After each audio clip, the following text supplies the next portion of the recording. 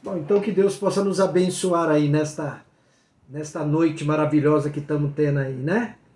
Que possamos ser abençoados cada dia mais por esse Deus maravilhoso. Então vamos lá, nós vamos falar de Apocalipse 20, né? Estamos chegando aí no final de Apocalipse.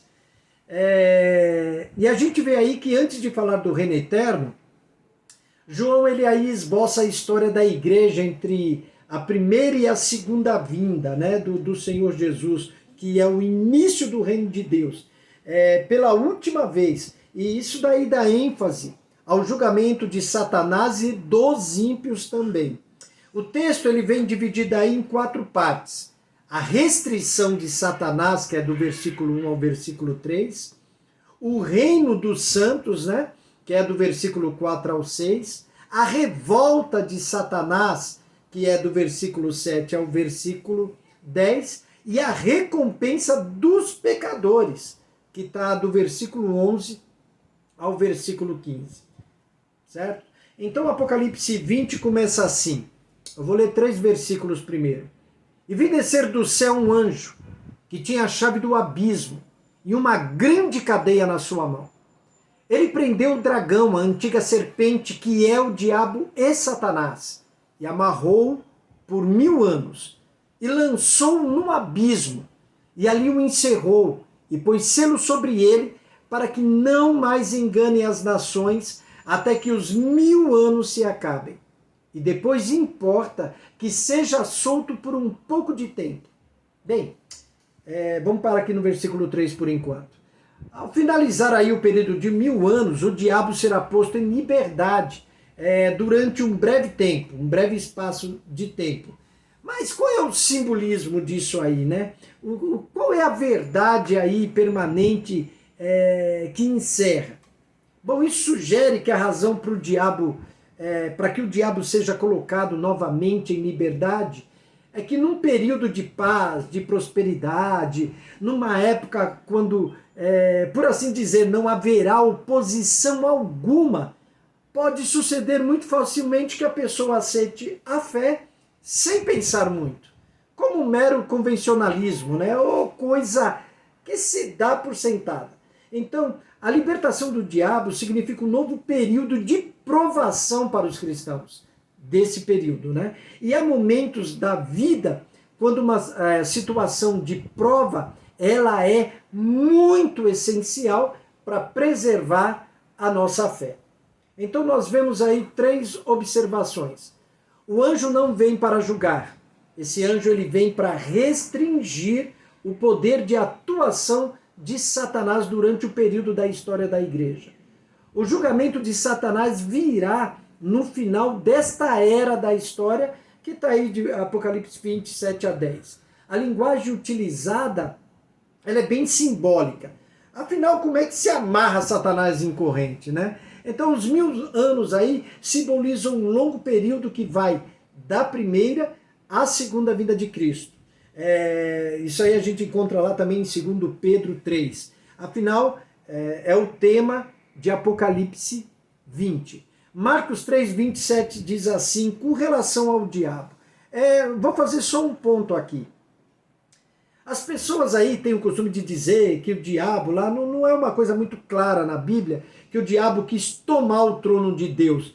É uma coisa meio duvidosa, porque a gente chega aqui em Apocalipse 20, a gente vê somente um anjo vem, como disse aí um pregador, só bastou um anjo. Passou a mão no rostinho do diabo, pegou ele pela mãozinha e vem que eu vou te prender. Então fica difícil acreditar que esse cidadão tenha se rebelado para tomar o trono de Deus, que é um Deus infinito, soberano, onipotente, onisciente, mesmo porque agora a gente vê somente um anjo. Somente um anjo bastou para prender esse cara. Né? Então vamos lá, Marcos 3, 27. Ninguém pode roubar os bens do valente, entrando-lo em sua casa, se primeiro não maniatar o valente. E então roubará sua casa. Colossenses 2,15. Tendo despojados os poderes e as autoridades, fez deles um espetáculo público, triunfando sobre eles na cruz. Então o poder de Satanás é restringido para a salvação da igreja. Hebreus 2, 14 e 15 nos diz assim: portanto, visto que os filhos são pessoas de carne e sangue, ele também participou dessa condição humana, para que, por sua morte, derrotasse aquele que tem o poder da morte, isto é, o diabo, e libertasse aqueles que durante toda a vida estiveram escravizados pelo medo da morte. Não é? Graças a Deus por Yeshua, né, que nos livrou aí desse medo da morte. Né? Lucas 10, 17 a 20 diz assim: os 72 voltaram alegres e disseram: Senhor, até os demônios se submetem a nós, em teu nome. Ele respondeu: eu vi Satanás caindo do céu como relâmpago.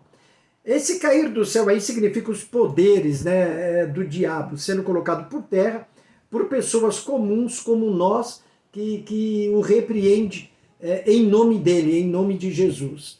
Eu lhes dei autoridade para pisarem sobre cobras e escorpiões e sobre todo o poder do inimigo. Nada lhes fará dano. Contudo, alegrem-se, não porque os espíritos se submetem a vocês, mas porque seus nomes estão escritos nos céus. Então, muito mais do que a gente expulsar demônios ou enfermos serem curados através da nossa oração, o importante que Jesus deixou bem frisado é que os nossos nomes estão escritos nos céus. Essa deve ser a nossa preocupação. João 12, 31 e 32 diz assim: chegou o momento de ser julgado este mundo, e agora o seu príncipe será expulso. E eu, quando for levantado da terra, atrairei todos a mim mesmo. Palavras do Senhor Jesus. 1 João 3,8. Para isto se manifestou o Filho de Deus, para destruir as obras do diabo. Então a prisão, a restrição aí desse pseudo-poder de Satanás tem a ver com a obra do nosso Messias, do nosso Jesus, né, na cruz, e com a evangelização das nações, de onde Deus chama eficazmente todos os seus eleitos. Portanto, o poder de Satanás ele foi restringido com a vinda, morte e ressurreição de Yeshua, para que as nações não sejam mais enganadas e a igreja cumpra a sua grande missão. Versículo 4, até o versículo 6 agora. E vi tronos, e assentaram-se sobre eles, e foi-lhes dado o poder de julgar, e vi as almas daqueles que foram degolados pelo testemunho de Jesus e pela palavra de Deus, e que não adoraram a besta, nem a sua imagem, não receberam o sinal em suas testas, nem em suas mãos, e viveram e reinaram com Cristo durante 1000 anos. Mas os outros mortos não reviveram, até que os 1000 anos acabaram. Esta é a primeira ressurreição. Bem-aventurado e santo, aquele que tem parte na primeira ressurreição. Sobre estes não tem poder a segunda morte, mas serão sacerdotes de Deus e de Cristo, e reinarão com ele 1000 anos. No versículo 4 aí, né, a gente vê aí, fala da imagem da besta, né, e do seu sinal, né, que nós não recebemos nem na testa, nem nas mãos. Isso tem um significado muito grande, muito importante, que eu já venho falando há algum tempo, que a priori a gente estava esperando aí que fosse colocado um chip na nossa testa ou na nossa mão. Até que pode ser colocado, pode acontecer um dia aí de ser colocado. Porém, isso já está acontecendo. Quando se fala de testa, a gente está falando aí de cabeça, a gente está falando aí de mente, né? A gente está falando aí de pensamentos. Então esse versículo 4 aí, ele também traz essa ideia, tá certo? Quando a gente falou lá do número 666, no hebraico é vav, vav, vav. Então, isso daí para o português significa www. O resto vocês já sabem o que é, tá certo? Então a gente tem que manter atento, porque o mundo já está não com o sinal de Deus, mas com o sinal da besta em sua mente e em suas mãos, em suas ações. Podem ligar a televisão, podem ver na internet essa coisa bizonha de pessoas estarem aí falando que o Hamas, olha bem, são os heróis deles. Veja bem, essa palavra Hamas, ela, a primeira vez utilizada, ela foi utilizada lá em Gênesis, com relação, quando Deus falou com Noé, que ele ia trazer o dilúvio, porque a terra estava cheia de Hamas. E novamente estamos vivendo isso, né? Tanto que Jesus avisou, como foi nos dias de Noé, assim será no dia da vinda dele. Já começou, já está, o mundo está de cabeça para baixo. Vocês estão vendo o que estão acontecendo aí nas faculdades, né? As pessoas agressivas querendo bater, e esses dias teve aí a polícia, em vez de prender quem agrediu, queria prender o que foi agredido. O mundo está ficando doidaço, assim como a Bíblia diz, porque o mundo realmente está entregue na mão do maligno. Então o que é certo está se tornando errado, e o que é errado está se tornando certo. Ou seja, o sinal, a marca já está nas mentes das pessoas e também em suas ações. Vamos continuar aqui. Lá na igreja antiga, na época das perseguições, empregava-se aí dois termos: os mártires e os confessores. Os mártires foram mortos por sua fé. Os confessores, eles sofreram todo tipo de tortura, menos a morte.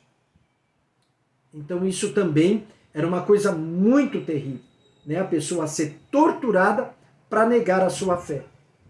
Mas não permitiam que ele morresse, continuava-se aquela tortura ferrenha, né? Então, tanto aquele que morre por Cristo, como aquele que vive por Cristo, pelo Senhor, pela palavra do Senhor, esse justo, estas pessoas, elas terão sua recompensa.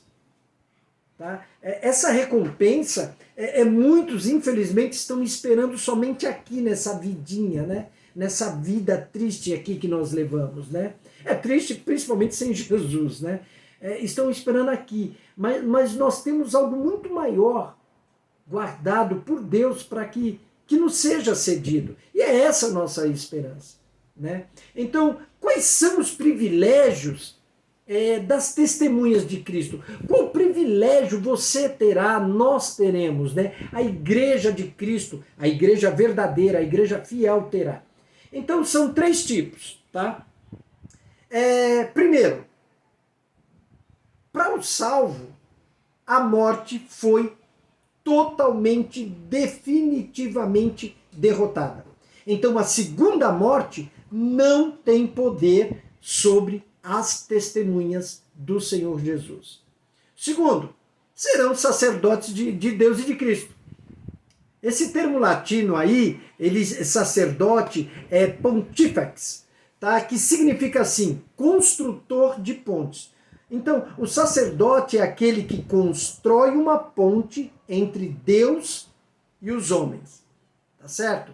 Mas tem mais ainda. O sacerdote, segundo criam lá os judeus, é o único homem que tem direito de ter acesso direto à presença de Deus. Aí então, você aí pode perceber que Cristo, né, é o nosso sumo sacerdote. E ele realmente tem esse acesso direto a Deus e nos concedeu também esse acesso. O terceiro ponto, reinarão com Cristo. Então recebem em suas próprias vidas a realeza de Cristo. Até o homem mais comum é um rei em Cristo. Em Cristo a gente ressuscita para reinar com Deus. Efésios 2, 4 e 6 diz assim: Todavia, Deus que é rico em misericórdia, pelo grande amor com que nos amou, e deu-nos vida com Cristo, quando ainda estávamos mortos em transgressões, pela graça vocês são salvos. Deus nos ressuscitou com Cristo e com Ele nos fez assentar nos lugares celestiais em Cristo Jesus. Bom, nós temos um ponto aí, né?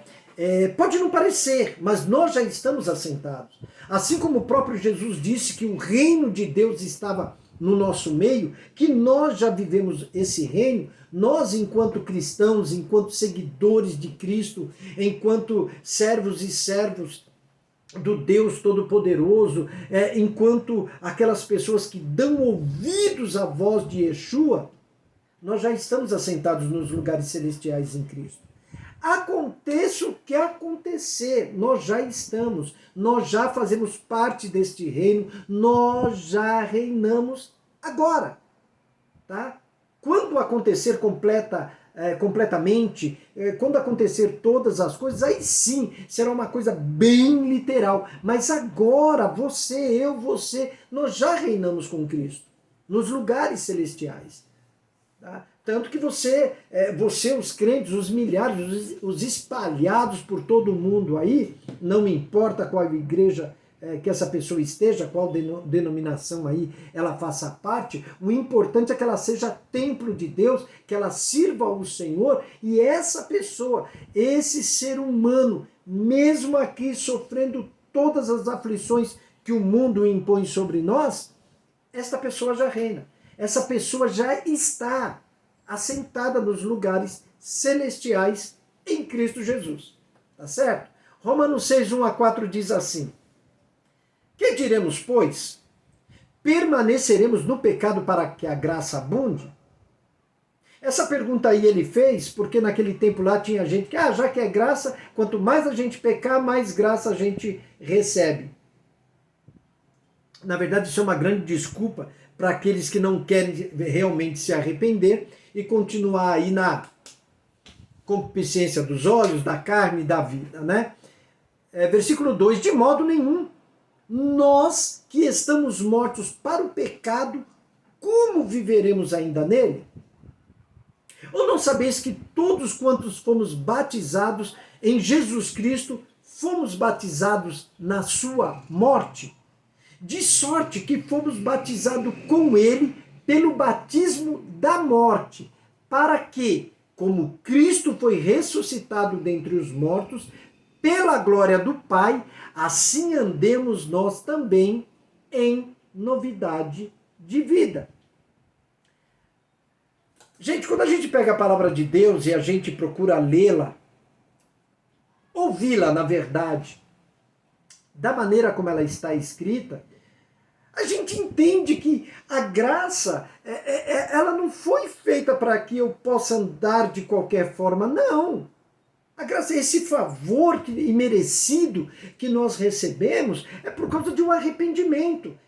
É porque nós decidimos, quando Deus entrou em nossa mente e se revelou para nós, o que nós decidimos? Nós decidimos mudar de vida. E é isso que Paulo fala.